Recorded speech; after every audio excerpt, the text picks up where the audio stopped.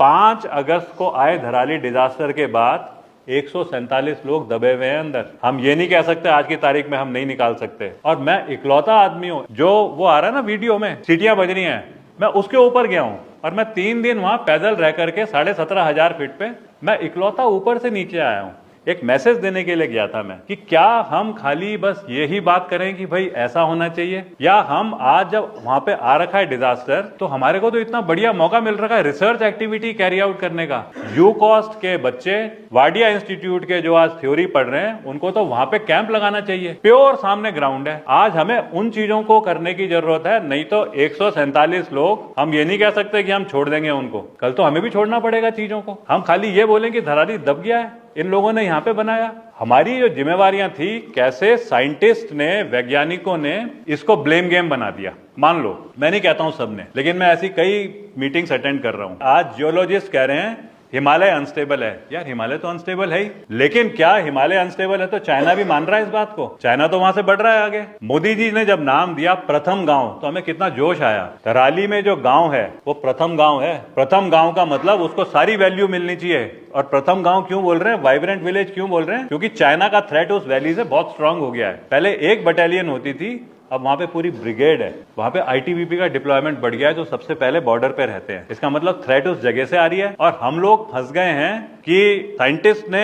और जियोलॉजिस्ट ने बोला कि ये जगह अनस्टेबल है, पुराने नियम वालों ने बोला कि ये तो जगह बैठना ही नहीं चाहिए था। आज धराली में 5 अगस्त के बाद अभी तक एक भी काम नहीं हुआ है। काम से मेरा मतलब है कंस्ट्रक्शन तो छोड़ो, उनकी कोई कोशिश तो होनी चाहिए। घर दबे हुए हैं। मेरे पिताजी का भगवान जो था वो नीचे दबा हुआ है, कैसे मैं उस जगह को छोड़ सकता हूँ? मेरे बच्चे जो है उनकी डिग्री वहां पड़ी हुई है, मेरी बीवी की शादी का मंगलसूत्र नीचे दबा हुआ है। लेकिन सरकार को कारण मिल गया है कि जियोलॉजिस्ट, यूकॉस्ट, मैं यूकॉस्ट वैसे नहीं बोल रहा हूं, मैं एक कोट करने की वो कर रहा हूं, वाडिया इंस्टीट्यूट, ये कुछ नहीं कर पा रहे हैं। एनडीआरएफ इतनी बढ़िया फोर्स है ना, मतलब ITBP, Indo Tibetan border force, ये आर्मी से ज्यादा स्ट्रांग है। ये सबसे हाईएस्ट जगहों पे डिप्लॉयड रहती है और चाइना के अगेंस्ट सबसे पहले ये लड़ रहे हैं। लेकिन अगर एनडीआरएफ को आप ऊपर भेजोगे, हमने यहाँ फोटोग्राफ देखी, वो बेचारे जो काम कर रहे हैं ना, वो खोद रहे हैं। खोदने का काम तो लेबर का था, खोदने के बाद में इनकी, ये तो एक्सपर्ट है। 12वीं क्लास वाले से 2nd क्लास का काम कराया जाएगा तो कैसे होगा? ये हमें पक्का सोचने की जरूरत है। फिर हम आवाज उठाएं एज इन्वायरमेंटलिस्ट, कहीं ना कहीं फिर हम आवाज उठाएं कि पुराना क्या था इतिहास,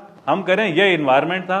लेकिन हम धराली को छोड़ नहीं सकते। धराली एक मॉडल गांव बना अपनी काबिलियत से। उसने प्रूव करा वहां पे आज से 25 साल पहले सेब लगा करके एप्पल्स को इंटरनेशनल एनवायरनमेंट में फेमस करा। वहां की राजमा चर्चित है। आज अचानक एक शू शू करके वो आया, क्या उसका बैकग्राउंड है क्या नहीं है? 4 साइंटिस्ट गए ऊपर जब मैं उस टाइम पे था, एक यूकॉस से था, एक वाडिया से था और एक और कहीं से आए। ये धराली में नीचे बैठे रहे। इन्होंने नेहरू इंस्टीट्यूट ऑफ माउंटेनियरिंग के 2 इंस्ट्रक्टर थे, दोनों धराली के रहने वाले हैं। उनको ऊपर भेजा, फोटो खिंचवाई और उस फोटो के साथ रिपोर्ट बन गई। अब मैंने सुना है वो रिपोर्ट गवर्नमेंट में जमा हो रही है और उस रिपोर्ट के बेसिस पे डिसीजन आएगा Dharali should be evacuated. It is a wrong decision to carry out construction there. हमारा भगवान वहां दबा हुआ है। या तो हम छोड़ दें भगवान को, या तो हम अध्यात्म और जो बोलते हैं कि हम एक धार्मिक प्रवृत्ति वाली चीजों को लेकर के चलते हैं, अगर वो छोड़ दें फिर तो ठीक है। नहीं तो अगर वो लोग दबे हुए हैं नीचे तो उनको तो मोक्ष नहीं मिला ना। मर तो गए ठीक है, लेकिन युद्ध में मरना और इसमें मरने को तो हम एक्सेप्ट नहीं कर सकते। तो ये वाली चीजें भी कहीं ना कहीं अगर नहीं आएंगी बेसिक नॉलेज में, तो फिर हम ना पक्का उस डिसीजन में जो सरकार लेती है उनको सपोर्ट कर रहे होंगे जो टोटली रॉन्ग है। मैं इस चीज में पूरा एडवोकेसी करने की कोशिश कर रहा हूं। मैंने एनआईएम में रह करके केदारनाथ का रिकंस्ट्रक्शन करा। मैं अकेला थोड़ी हूं, एक टीम है।